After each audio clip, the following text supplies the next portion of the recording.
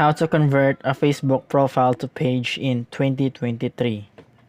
So if you want more tutorials like this, click the subscribe button and that bell icon on for more tutorials and updates. So first, what we're going to do is to make sure that your Facebook is updated. And if your Facebook is updated, just go to your account. Here, so you can see this is my account. And what you would do is turn on professional mode.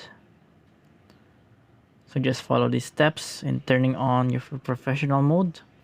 So in professional mode, your account would serve or act just like a page.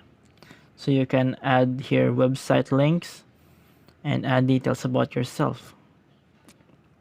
Just like this one, you can add here links and you can also edit the links that you have added. So you can add different links and you can also create new content if you want to. So you could show your followers and also you can add details about yourself once you have turned on the professional mode. So you can be more specific or more detailed about your page or your account.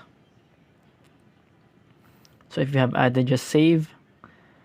So just going back to the account, and as you can see, there are a few changes here.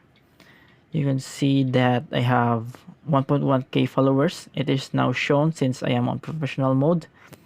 And also welcome to professional mode is shown here as well. So that's pretty much it, guys.